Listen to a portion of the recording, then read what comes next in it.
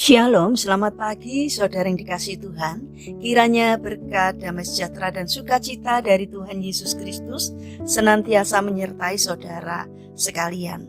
Sebelum kita mendengarkan firman Tuhan dan renungan, marilah kita berdoa. Tuhan Allah Bapa yang Maha Baik, kami sungguh bersyukur atas kebaikan dan kemurahan-Mu, karena Engkau Tuhan yang selalu melindungi dan memberikan pertolongan dalam kehidupan kami. Jika saat ini kami akan mendengarkan firman-Mu, kami memohon Tuhan mengurapi kami dengan Roh Kudus-Mu, agar kami dapat mengerti dan memahami apa yang Tuhan sampaikan kepada kami. Dan biarlah firman-Mu selalu membimbing kami di dalam kami menjalani kehidupan ini. Terima kasih Tuhan, di dalam nama Tuhan Yesus Kristus kami berdoa. Amin. Saudara yang dikasihi Tuhan, bacaan firman Tuhan saat ini diambil dari TB2 Amsal 21 ayat 4. Demikian sabda Tuhan. Mata congkak dan hati yang sombong yang menjadi pelita orang fasik adalah dosa. Tema renungan saat ini adalah jangan sombong. Saudara yang dikasihi Tuhan, Robert Livingston adalah seorang perintis ahli bedah dari Inggris. Ia dijuluki sebagai si pisau tercepat. Dia mampu mengamputasi sebuah kaki pasien hanya dalam waktu 2,5 menit saja. Ia sudah sering melakukan operasi hanya dalam hitungan detik dengan hasil yang memuaskan. Sayangnya, pernah terjadi hal yang menyedihkan ketika Livingston sedang bekerja.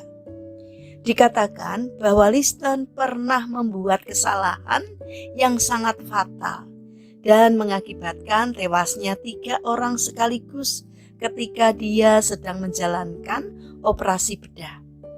Waktu itu, Livingston sedang mengamputasi seorang pasien.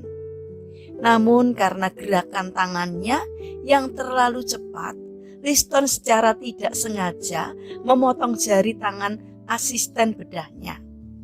Hal ini mengakibatkan konsentrasinya buyar dan operasi menjadi kacau.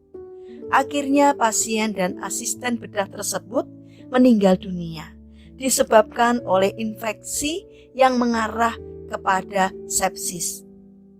Livingston yang sedang memegang pisau bedah melakukan gerakan tangan yang begitu cepat dan salah arah, sehingga pisau yang dipegangnya hampir saja mengiris seseorang yang sedang menonton proses pembedahan tersebut.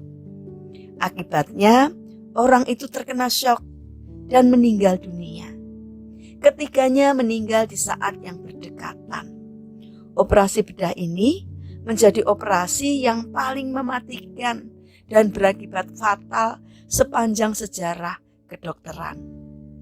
Saudara yang terkasih, ada satu hal yang dapat kita pelajari dari kejadian ini, yaitu seberapa hebatnya kita, tetap saja kita dapat melakukan kesalahan. Ada begitu banyak orang yang handal dalam melakukan berbagai jenis pekerjaan, sehingga banyak orang yang mengagumi mereka. Bagaimana sikap orang-orang ini terhadap kesuksesan dan pencapaian mereka?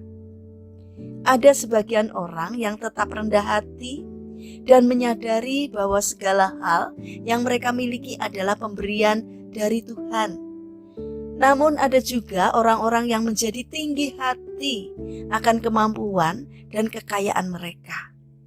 Mereka menjadi sangat angkuh dan merasa bahwa diri mereka superior, tidak ada lawan, dan semua orang harus menghormati mereka. Mereka juga memandang rendah orang-orang yang kurang mahir dalam melakukan pekerjaan seperti mereka. Saudara yang dikasihi Tuhan, Tuhan tidak ingin kita menjadi orang yang sombong.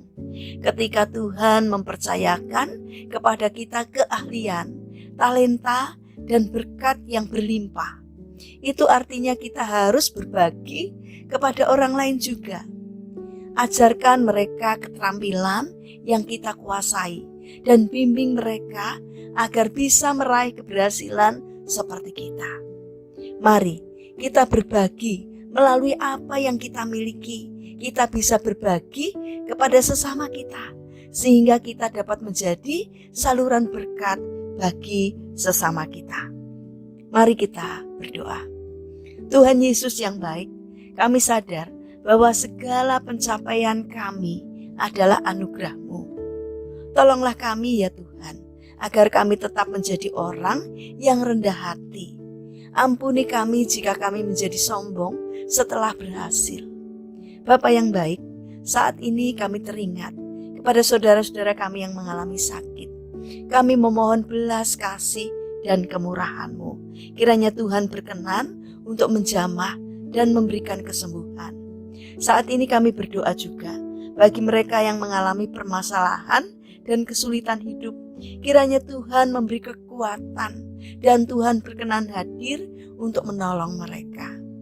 Bapa yang baik, saat ini kami ingin menyerahkan setiap rencana dan aktivitas kami hari ini kepadamu. Kami memohon Tuhan yang menolong dan memberkati kami. Terima kasih Tuhan atas setiap kebaikan dan kemurahan-Mu. Dalam nama Tuhan Yesus Kristus kami berdoa. Amin. Puji Tuhan, saudara yang terkasih, kiranya firman Tuhan dan renungan hari ini dapat menjadi berkat bagi kita semua. Haleluya.